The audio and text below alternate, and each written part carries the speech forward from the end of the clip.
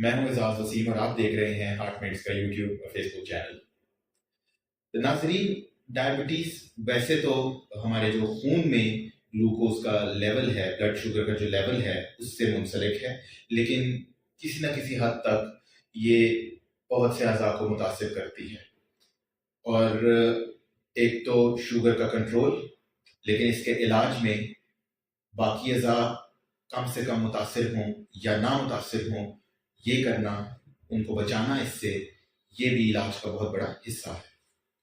आज हम डॉक्टर साहब से जानेंगे कि हमारे जो शुगर का लेवल है उसको किस हद तक हम रखें तो हमारा जो लाइफस्टाइल है वो बेहतर हो सकता है, और उसके अलावा हमारे जो जिस्म में बाकी अज़ा हैं वो मुतासर होने से बच सकते हैं। अच्छा, तो डॉक्टर साहब, ब्लड शुगर लेवल हमारा जो है डायबिटीज का इलाज करते हुए उसको किस हद में रखना जो है वो जरूरी है? जहाँ तक ब्लड शुगर लेवल की बात है, तो अगर आप खाली पेट शुगर चेक करें तो उसका मुनासिब लेवल होगा कि 100 के आसपास रहे। यानी 100 से हम कहते हैं प्लस माइनस 20, यानी 80 से लेके 120 के रेंज के अंदर आपका ब्लड शुगर रहे तो ये मुनासिब है। इसी तरह से खाना खाने के बाद का शुगर 2 घंटे बाद का लेवल ऑन एन एवरेज 140 के आसपास रहे, और अगेन 140 प्लस माइनस 30, यानी 110 से लेके कोई 170 के दरमियान है, तो ये एक मुनासिब शुगर लेवल होगा। लेकिन इसमें थोड़ी सी एहतियात की जरूरत है कि बहुत ज़रा उम्र रसीदा अफराद या बहुत ज़्यादा जो बूढ़े हैं उनमें इसमें थोड़ी सी फ्लेक्सिबिलिटी है कि उनका 130 तक का ब्लड शुगर फास्टिंग भी ठीक होगा, और खाने के बाद का लेवल 180 190 तक भी किसी हद तक ठीक करना जाएगा, क्योंकि उनका हाइपो का रिस्क ज़्यादा होता है। ये भी बताइएगा कि HbA1c का जो लेवल है वो किस हद तक रहे तो ये फायदेमंद है? जहाँ तक HbA1c, जैसे कि हमने कहा था कि ये पिछले 2-3 माह की एवरेज शुगर बताता है, लेकिन ये किसी भी तरह से ये नहीं बताता कि शुगर बहुत लो कब हुई थी या बहुत ज़्यादा हाई कब हुई थी या उसमें फ्लक्चुएशन किस तरह से है। सो एवरेज A1c लेवल 7% से कम अगर रहता है और आप इसको तकरीबन हर 3-1 माह के बाद चेक करवाते हैं तो ये ठीक लेवल के रहेगा।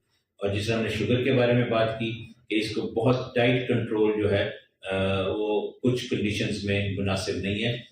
जैसे जिन लोगों का किडनी फंक्शन खराब हो चुका है, उनमें अगर हम 7% का टारगेट करें तो उनमें लो हाइपो होने का रिस्क ज़्यादा है।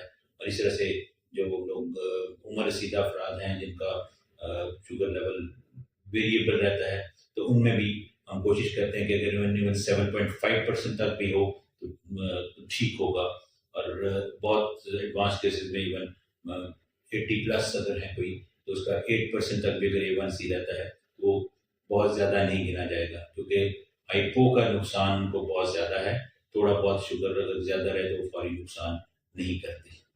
डॉक्टर साहब, ये बताइएगा कि ब्लड शुगर लेवल को तो चेक करना इंतहाई ज़रूरी है, लेकिन उसके अलावा क्या-क्या चीज़ें हैं कि जिनको चेक किया जाए तो बाकायदगी से चेक करना डायबिटीज़ के इलाज के लिए एक अहम चीज़ साबित हो सकता है?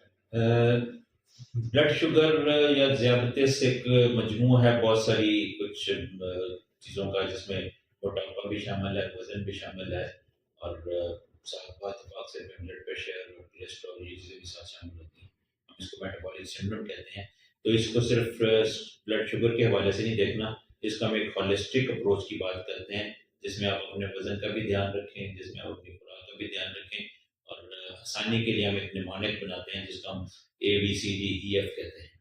तो उसमें ए से आपने अपने A1c, हेमोग्लोबिन A1c का ख्याल रखना है जो 7% से कम रहे। बी से आपने अपने ब्लड प्रेशर का ख्याल रखना है, तो ब्लड प्रेशर आपका 130 से नीचे रहना चाहिए, चाहे उसके लिए दवाई इस्तेमाल करनी पड़े।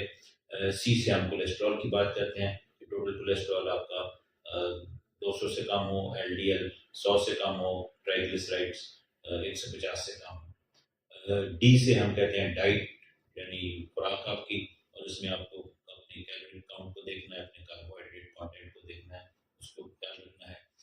ई से हम बात करते हैं एक्सरसाइज की, कि एक्सरसाइज में रोजाना कम से कम आधे घंटे की वॉक और थोड़ी लाइट एक्सरसाइज जो शामिल है। और एफ सबसे अहम है, फॉलो अप, कि इन मरीजों को सिर्फ ये नहीं कि शुगर तशखीस हो गई और शुगर लेवल चेक कर लिया और उसके बाद भूल जाना है।